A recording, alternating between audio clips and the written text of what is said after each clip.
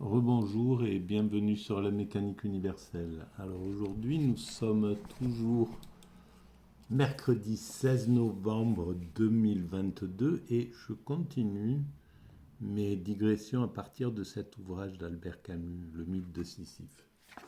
Voilà. Alors jusqu'à présent j'en suis à la page 55, un raisonnement absurde. C'est malgré tout assez à charge et très certainement injustement à charge, mais euh, parce que cet ouvrage, en fait, s'oppose, ou disons que la théorie que je développe sur la mécanique universelle, selon laquelle l'humanité est destinée à atteindre son ultime perfection, donc l'humanité a un sens, elle évolue dans un sens, etc. La création a un sens, l'univers a un sens. Il y a un principe créateur, selon moi, à l'origine de cet univers. Et voilà, donc je vous renvoie à la lecture de mécaniqueuniverselle.net. Et donc, ça, en fait, ça s'oppose à tout ce qui est écrit dans ce livre, à une grande partie, au moins jusqu'à présent, là. À l'idée que la vie, que le monde n'aurait pas de sens, que la vie n'a pas de sens, que le monde est absurde, etc. etc. Euh, et alors, je pense que comme c'est le début de l'ouvrage, il est probable que ça soit une sorte d'introduction pour amener d'autres visions. Mais il y a quand même un esprit critique de la part d'Albert Camus contre des philosophes du type Husserl, du type Heidegger, du type... alors Heidegger, je ne sais pas du tout sa philosophie, je la connais pas bien, mais ni celle d'Husserl, mais en fait je me suis un petit peu renseigné pour voir pourquoi Albert Camus était un peu... se mettait en opposition avec donc Husserl, Kierkegaard, Tchekhov, euh, Jaspers, etc. Et en fait, ces philosophes-là sont tous convaincus finalement qu'il y a du divin, qu'il y a Dieu, qu'il y a un principe, comme les religions l'appellent, Dieu dont on ne peut pas se faire d'image, etc. Alors, ils contestent par contre le, euh, le religieux dans le sens, la façon dont on propose Dieu parfois, c'est-à-dire quelque chose de tout-puissant où on doit contre lequel on doit se soumettre, etc. Bon, ils ont des reproches sur la religion, sur la façon dont Dieu nous est présenté, etc. Mais ça n'empêche qu'ils ont toujours la croyance qu'il y a du divin. C'est mon cas aussi. Je pense qu'il y a du divin et c'est ce que j'essaie de démontrer de façon rationnelle à travers la mécanique universelle. Voilà. Donc, ce que je fais, je vais continuer ma lecture et je découvre en même temps. Le livre, je ne l'ai pas lu avant, donc je le découvre en même temps. Je suis à la page 54 et je commente si je sens qu'il faut commenter. Donc, euh, la pensée mystique nous a familiarisés avec ces procédés. Ils sont légitimes au même titre que n'importe quelle attitude de l'esprit. Alors, je pense qu'il parle, autant que je me souvienne, justement de ces auteurs ces apôtres de la pensée humiliés, voilà, c'est ce qui me révolte un peu dans la façon dont, dont Albert Camus traite de ces philosophes. Alors peut-être oui que c'est une pensée humiliée qui est dans l'humilité au moins, qui s'humilie devant quelque chose, devant une puissance qui est beaucoup plus euh, puissante que lui-même en réalité. Donc, alors admettons que ça soit une pensée humiliée, mais l'inverse d'une pensée humiliée dans cette existence, où une pitch nette nous terrasse, nous, nous fait passer de vie à trépas. Dans cette existence où nous ne maîtrisons pas, la chose la plus importante, c'est notre arrivée dans la vie et surtout notre mort. On meurt tous. Et on ne peut rien faire, on ne peut pas combattre, on peut être fort, on peut être l'inverse de l'humilié, un héros, tout ce qu'on veut. On ne peut pas ne pas mourir. Voilà, on ne peut pas nous opposer à cette forme de création qui fait qu'on meurt un jour ou l'autre, etc. Alors, sur la mécanique universelle, je démontre qu'il y a que les spiritualités ont compris la façon dont on peut s'exonérer de la mort à travers l'extase. Et c'est ce que je démontre aussi sur la mécanique universelle. Voilà. Mais je l'avais sans mettre... j'ai juste comparé après avec les idées religieuses. Mais comme j'avais fait cette expérience d'extase, je me suis rendu compte que pendant cette expérience, la mort est abolie. On n'a plus du tout aucune crainte sur rien, ni sur... On peut mourir comme ça, voilà, il n'y a pas de fuite devant de peur, d'angoisse ou quoi que ce soit. On ne peut même pas interpréter. Donc, c'est un événement qui devient aussi anodin que respirer, se coucher, se lever, je ne sais pas, boire un verre. Voilà. Donc, je continue ma lecture. La pensée mystique nous a familiarisés avec ces procédés. Ils sont légitimes au même titre que n'importe quelle attitude d'esprit. Mais pour le moment, j'agis comme si je prenais au sérieux certains problèmes. Sans préjuger de la valeur générale de cette attitude, de son pouvoir d'enseignement, je veux seulement considérer si elle répond aux conditions que je me suis posées, si elle est digne du conflit qui m'intéresse. Je reviens à Chestov. Un commentateur rapporte une de ces paroles qui mérite intérêt. La seule vraie issue, donc ouvrez les guillemets, la seule vraie issue, dit-il, est précisément là où il n'y a pas d'issue au jugement humain. Sinon, qu'aurions-nous besoin de Dieu ? Point d'interrogation. On ne se tourne vers Dieu que pour obtenir l'impossible. Quant au possible, les hommes y suffisent. Bon, je continue. S'il y a une philosophie chestovienne, je puis dire qu'elle est tout entière ainsi résumée. Car lorsqu'au terme de ses analyses passionnées, Chestov découvre l'absurdité fondamentale de toute existence, il ne dit point « voici l'absurde », mais « voici Dieu ». C'est à lui qu'il convient de s'en remettre, même s'il ne correspond à aucune de nos catégories rationnelles. Eh bien oui. Pourquoi on ne s'en remettrait pas à du divin? Si on pense, évidemment, on ne peut pas se forcer à aller à admettre le divin. Si on ne croit pas, on ne peut pas se forcer à croire. On peut tout au plus, voilà. Mais si on a une propension à croire, devant les questionnements qui nous renverraient à l'absurde, on peut s'en remettre au divin. On peut interroger ce monde et analyser pourquoi le divin nous rassure, pourquoi le divin nous empêche de tomber, empêche l'esprit d'aller vers l'angoisse qu'engendre l'absurde. Bon, c'est pas probant ce que je suis en train de dire. Voilà, ma fatigue m'empêche de bien me concentrer, mais c'est pas grave, je vais continuer, je veux avancer dans cette lecture. Pour que la confusion ne soit pas possible, le philosophe russe insinue même que ce Dieu est peut-être haineux et haïssable, incompréhensible et contradictoire. mais dans la mesure même où son visage est le plus hideux, il affirme le plus sa puissance. Alors voilà, je sais de quoi je vais parler.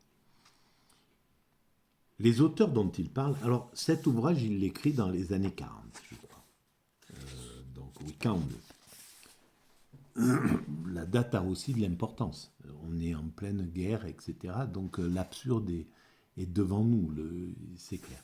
J'ai déjà eu à traiter de ça. Mais les 4 philosophes, les 5 philosophes dont il parle là, Husserl, Heidegger, donc Tchekhov et Kierkegaard, et puis je me souviens plus qui. Bon, bref. Si tous ces philosophes ont l'intuition du divin, voudraient le prouver, mais n'en ont pas les moyens à ce moment-là. Parce que il y a un moment où les choses peuvent se découvrir et un moment où elles ne peuvent pas se découvrir. Le principe de la pénicilline, la moisissure qu'on retrouve sur le bord d'une table, etc. Tous les ingrédients étaient là depuis des milliers d'années, depuis peut-être des centaines de milliers d'années. Ces ingrédients étaient là pour expliquer, là, pour démontrer que ça peut avoir une influence pour soigner pour donc venir à bout de certains virus, microbes, etc. Mais il a fallu que ça arrive au moment où Fleming regarde la chose, peut faire le parallèle, etc. C'est le moment de pouvoir comprendre la chose. À l'époque où les religieux essayaient, de tout temps, le spirituel et les philosophes ont essayé de prouver Dieu de façon le plus rationnelle possible, de façon la plus rationnelle possible. Ils ont tous essayé, avec la solution. Alors voilà, il y a 3 ou 4 solutions qui sont proposées en partant de Dieu ou en partant de sa création, ou etc., etc. Et donc, ces 4 philosophes dont je parle ont essayé de prouver Dieu. Ils se sont retrouvés devant des impasses, évidemment, elles y sont, ces impasses.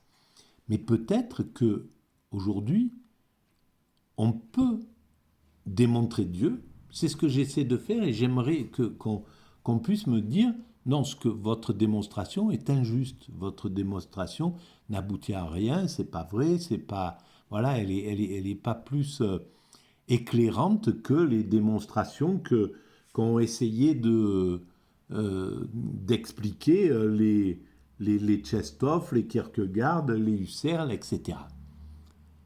Ça ne démontre pas. Voilà, ça me permettrait déjà au moins de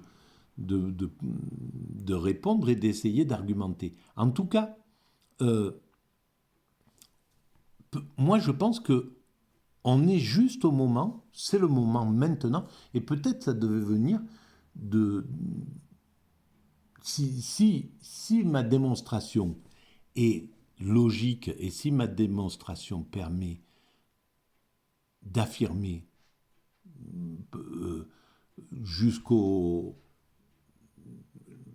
juste un peu en dessous de ce que peut affirmer la science, puisque c'est la science qui pourra de toute manière dire oui, ben effectivement, cette théorie était juste ou est juste, parce que si on met dans un ordinateur hyper puissant, je parle pour dans 100 ans ou dans 150 ans, voilà, on met dans la nouvelle machine à calculer tout ce qui a été créé jusqu'à présent, et on voit le progrès que ça a entraîné, on analyse tous les progrès passés, et on prolonge ce travail et l'ensemble de ce travail, dans le futur, eh ben, on atteint effectivement on fait que l'humanité, ça fait que l'humanité atteindra effectivement sa plénitude, atteindra son ultime perfection. Et donc l'humanité va effectivement vers l'extase, vers cet état de plénitude. Mais je pense que aujourd'hui, et d'ailleurs, à mon avis, ça pouvait venir justement que d'un esprit complètement hétéroclite, ou je ne sais pas comment on pourrait parler de la façon dont j'aborde cette philosophie. Je n'ai rien d'un philosophe classique. Je me considère comme philosophe, c'est clair, mais c'est totalement anachronique. Ça n'a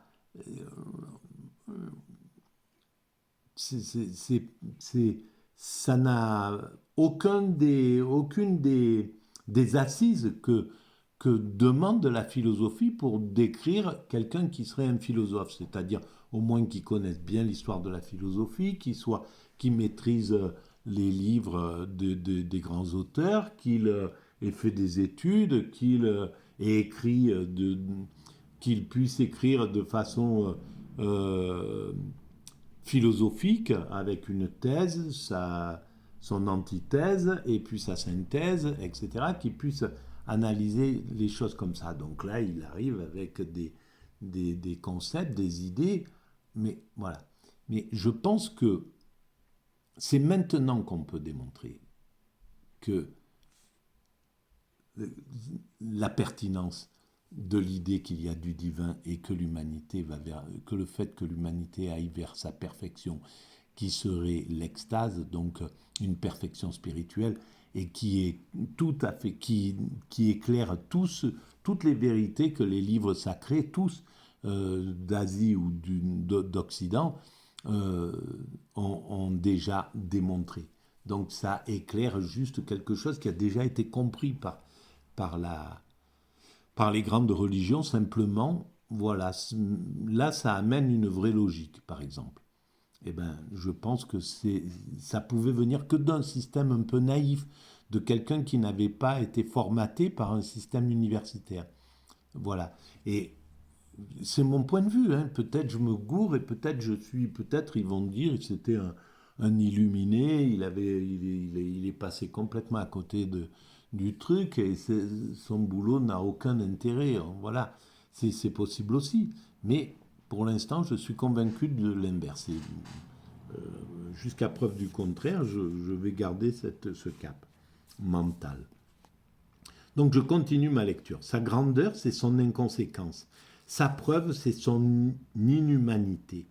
Il faut bondir en lui et par ce saut se délivrer des illusions rationnelles. Ainsi, pour Tchekhov, l'acceptation de l'absurde est contemporain de l'absurde lui-même. Le constater, c'est l'accepter. Et tout l'effort logique de sa pensée est de le mettre à jour pour faire jaillir du même coup l'espoir immense qu'il entraîne. Encore une fois, cette attitude est légitime. Mais je m'entête ici à considérer un seul problème et toutes ses conséquences. Je n'ai pas à examiner le pathétique d'une pensée ou d'un acte de foi. J'ai toute ma vie pour le faire. Oui, mais voilà, il a compris là, tiens, ça c'est intéressant. Il a compris que là, son opposition à la proposition de ces philosophes de dire ce qui va à l'encontre de l'angoisse engendrée par l'absurde, c'est le spirituel. Et donc lui, il dit, j'ai toute ma vie pour le faire. Bien sûr, parce que s'il avait atteint l'âge de la vieillesse, où on passe doucement vers la sagesse, c'est tout à fait normal, nos pulsions sont parties, etc. Et qu'il ait pu atteindre cet état où il s'est dégagé de tous ces intérêts-là, il est possible qu'il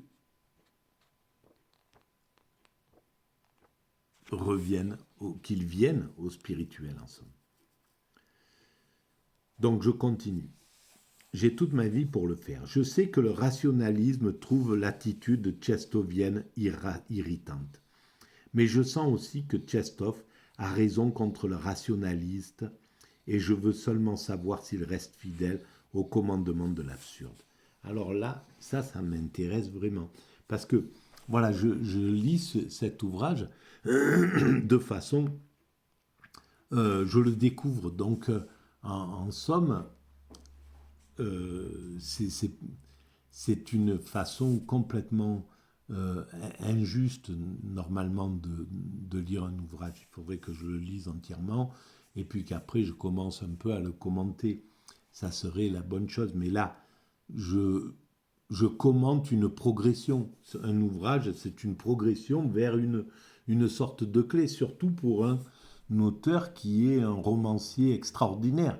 C'est-à-dire que voilà, il peut ménager le suspense et donner le sentiment on pourrait être dans la thèse là, mais de quelques pages plus loin, on passe dans l'antithèse, donc quelque chose qui vient en contradiction avec ce qui est dit pour arriver à une synthèse. C'est très possible, mais ça je n'en sais rien. Donc il faut accepter que je fasse des commentaires à partir de là, à partir de cet ouvrage, en suivant ma lecture de cet ouvrage, que c'est injuste, que c'est peut-être même euh, pas... Voilà, mais qu'il y a peut-être dans la façon dont dans les commentaires que cela me suggère, des choses intéressantes qui peuvent être mises de... Voilà, qui peuvent être utilisées plus tard, qui peuvent éclairer un peu la route de ceux qui s'intéressent au mythe de Sisyphe par Albert Camus et au spirituel et au matérialisme et à cette progression qui est là.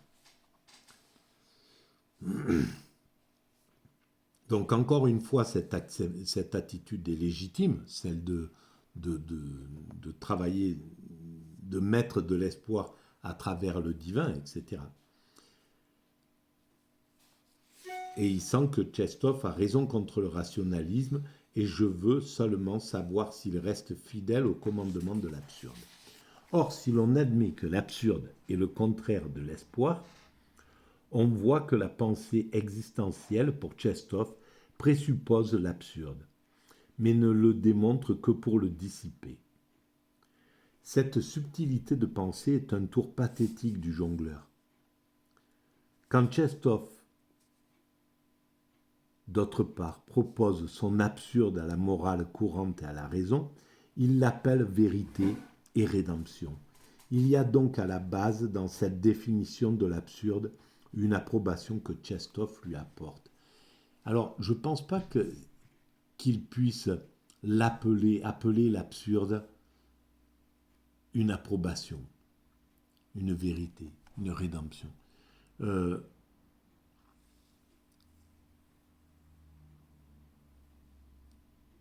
pense que pour lui, l'absurde pousse à aller vers la vérité, en somme. Mais ce n'est pas l'absurde qui est la vérité, c'est le divin qui est la vérité. Bon, c'est un peu compliqué pour moi, là, je l'avoue. J'espère que je vais me reprendre un peu au niveau de l'oxygène mental. Bon, j'y vais. Il y a donc à la base, dans cette définition de l'absurde, une approbation que Tchestov lui apporte. Si l'on reconnaît que tout le pouvoir de cette notion réside dans la façon dont il heurte nos espérances élémentaires, si l'on sent que l'absurde exige, pour demeurer, qu'on n'y consente point, on voit bien alors qu'il a perdu son vrai visage. Son caractère humain est relatif pour entrer dans une éternité à la fois incompréhensible et satisfaisante. Si absurde il y a, c'est dans l'univers de l'homme. Dès l'instant où sa notion se transforme en tremplin d'éternité, elle n'est plus liée à la lucidité humaine. L'absurde n'est plus cette évidence que l'homme constate sans y consentir. La lutte est éludée. L'homme intègre l'absurde et dans cette communion fait disparaître son caractère essentiel qui est opposition, déchirement et divorce. Voilà, ben ça confirme tout ce que la façon dont j'ai pensé justement, par exemple, son caractère essentiel, etc. Ce sot est une dérobade. Tchekhov qui cite si volontiers le mot d'Hamlet « The time is out of joint » l'écrit ainsi avec une sorte d'espoir farouche qu'il est permis de lui attribuer tout particulièrement. Car ce n'est pas ainsi qu'Hamlet le prononce ou que Shakespeare l'écrit. La griserie de l'irrationnel et la vocation de l'extase. Oh, pour la première fois, on rencontre le terme de l'extase. La griserie de l'irrationnel et la vocation de l'extase détournent de l'absurde un esprit clairvoyant. Pour Tchekhov, la raison est vaine, mais il y a quelque chose au-delà de la raison. Pour un esprit absurde, la raison est vaine et il n'y a rien au-delà de la raison. Voilà la grande différence. Et je pense qu'il a compris que c'est l'extase, que c'est de l'extase dont il s'agit. La griserie de l'irrationnel, pour lui, c'est une griserie. Et pour le spirituel, l'extase, c'est le summum. C'est la clé de la vérité. Une vérité qui est incarnée. C'est dans l'incarnation qu'elle se délivre. La vérité du monde. La vérité de cette création. Elle se délivre dans la chair de l'extatique, mais pas dans son esprit, dans la chair de l'extatique. C'est quand il sort de cet état d'extase qu'il peut analyser ce qui lui est arrivé et qu'il peut à ce moment-là comprendre les mystères, le mystère inouï qui se cache derrière l'extase et pourquoi l'humanité inconsciemment, intuitivement, instinctivement va vers cette extase. Pourquoi elle évolue vers cet état-là. Voilà. Et tout ça, ça se dit derrière. Et là, c'est exactement ça. C'est pas une griserie, c'est une logique. C'est la raison qui peut permettre de dire que l'irrationnel est le plus rationnel de tout. Et que la vocation de l'extase détourne de l'absurde un esprit clairvoyant. C'est clair, c'est clair. Ce sot du moins peut nous éclairer un peu plus sur la nature véritable de l'absurde. Nous savons qu'il ne vaut que dans un équilibre, qu'il est avant tout dans la comparaison et non point dans les termes de cette comparaison. Mais Tchekhov justement fait porter tout le poids sur l'un des termes et détruit l'équilibre. Notre appétit de comprendre, notre nostalgie d'absolu ne sont explicables que dans la mesure où justement nous pouvons comprendre et expliquer beaucoup de choses. Il est vain de nier absolument la raison. Elle a son ordre dans lequel elle est efficace. Ben là, il revient exactement à ce que j'ai dit dans le début de ces premières vidéos. Évidemment, il est vain de nier absolument la raison. La raison, elle est là, elle a son sens simplement. Elle a son ordre dans lequel elle est efficace. Elle a son sens. La raison sert à construire l'humanité. Mais c'est sa seule valeur, c'est sa seule... c'est ce qui est irrationnel, c'est ce qui est irréel, c'est le mystique, c'est autre chose qui est la vérité. Mais la raison est fondamentale. Dans l'état d'extase, on n'a plus besoin de la raison. C'est le corps qui jubile, c'est le corps qui jouit de l'extase. Comme il peut jouir d'une d'une partie de plaisir. Voilà, c'est exactement la même chose. Sauf que dans l'extase, c'est un degré, c'est le degré ultime, c'est le degré absolu qui permet que la chair comprenne tout cet univers, comprenne la réalité, sans pouvoir l'expliquer, c'est pas l'explication qui est majeure, mais le corps intuitivement comprend ce qui se passe. C'est justement celui de l'expérience humaine. Et je pense que c'est la même chose d'ailleurs pour pour la plus grande aventure de l'être humain. C'est le moment de notre mort. Dans ce moment-là, on est dans le silence. Forcément. On lâche prise. Donc même s'il y a du monde autour de notre lit, des trucs, etc., voilà, on est là, on dit au revoir, et on sent que c'est le moment. Il y a un moment où l'esprit lâche prise. Il abandonne, il sait que c'est irréversible, il sait qu'il y va, il sait que c'est pas... Voilà, il a compris que c'est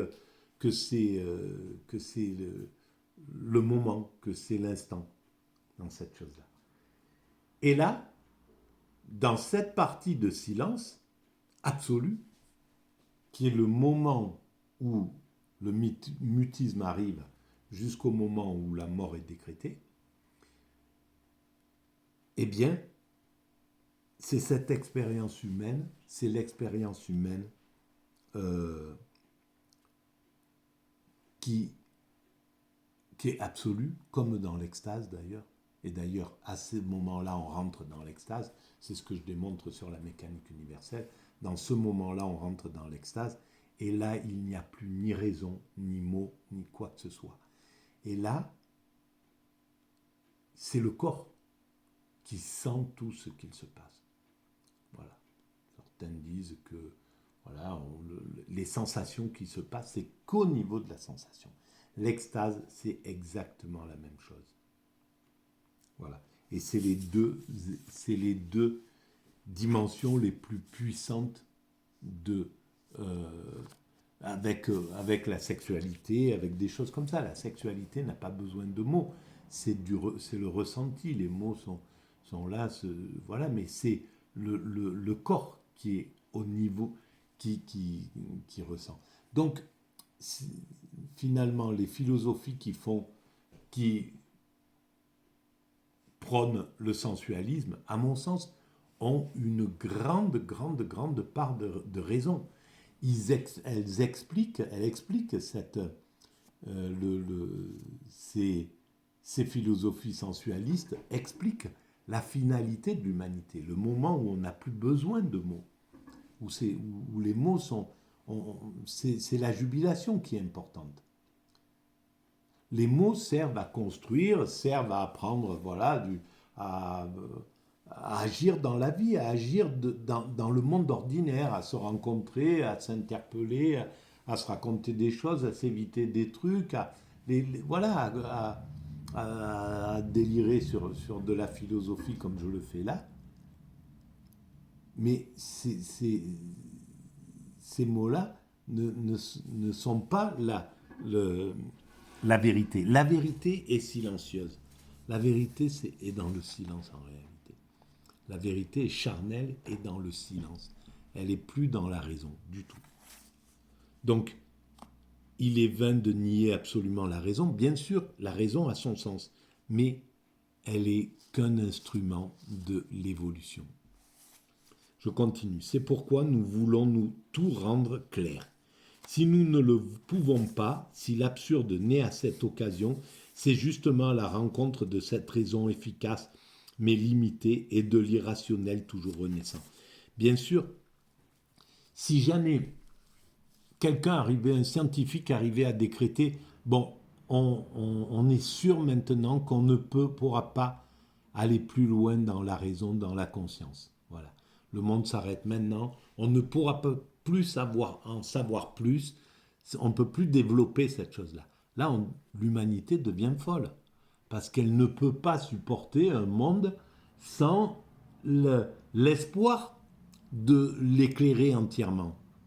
Ça ne serait pas possible, ça serait infernal pour l'esprit humain. Donc c'est bien que c'est notre... c'est l'espoir que nous allons atteindre une perfection où on aura la révélation de pourquoi nous sommes là, qu'est-ce qui a créé cet univers, pourquoi il y a quelque chose plutôt que rien, etc., qui fait qu'on a un équilibre mental qui est présent. Ça serait impossible. Je pense que l'humanité qui serait d'un seul coup, qui prendrait conscience qu'elle est devenue stationnaire, qu'elle ne peut plus évoluer, qu'elle est là maintenant, aujourd'hui par exemple, où elle est imparfaite et qu'elle resterait imparfaite, ça serait insupportable. Alors rien que ça, d'ailleurs ça serait vraiment à étudier clairement, cette idée-là qui vient de m'arriver. Ça serait vraiment à préciser parce que si c'est le cas, ça veut dire que l'esprit ne peut pas, que l'esprit est programmé pour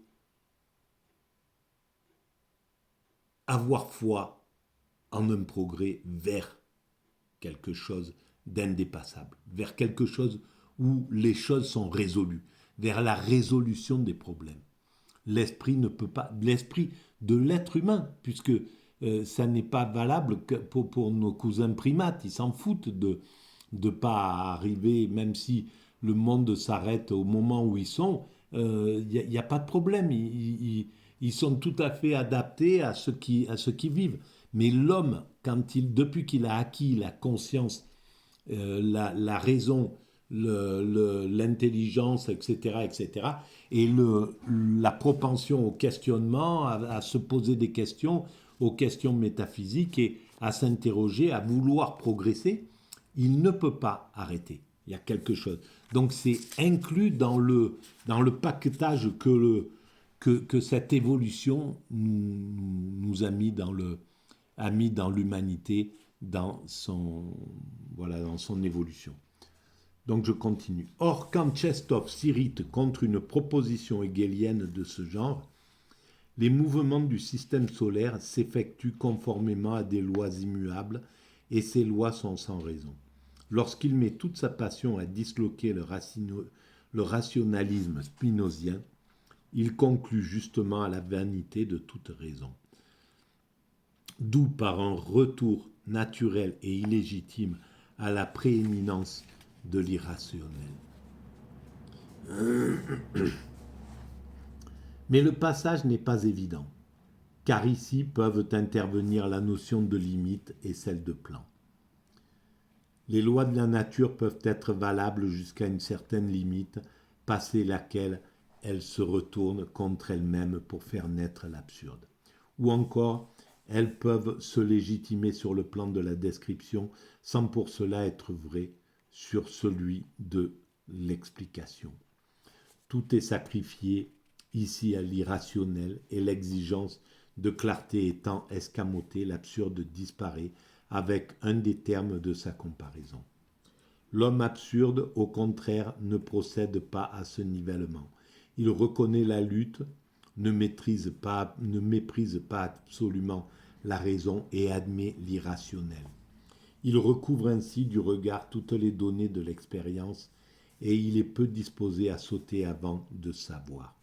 Il sait seulement que dans cette conscience attentive, il n'y a plus de place pour l'espoir. Point. Et là, je vais arrêter là pour cette vidéo. Elles sont longues, laborieuses et inécoutables, je pense, pour beaucoup. Je suis désolé. J'espère que l'humanité en fera quelque chose d'une façon ou d'une autre. Il y a des choses intéressantes et j'ai le culot de penser qu'il y a des pépites dans ce qui est dit. Mais il y a aussi beaucoup d'approximations, de choses, de bégaiement, de perte de contrôle de l'esprit, d'embourbage, de choses comme ça qui rendent ces vidéos complètement pas agréables à entendre et pas à la hauteur de ce que je voudrais qu'elles expliquent et qu'elles soient assez audibles pour qu'elles intéressent les gens pour qu'ils aient envie d'amener un petit peu de contradiction ou de discussion à ce sujet pour développer les choses. Voilà. Bon, j'ai mal à la tête et j'arrête là sur cette vidéo. Je vous remercie. À bientôt. Merci. Au revoir.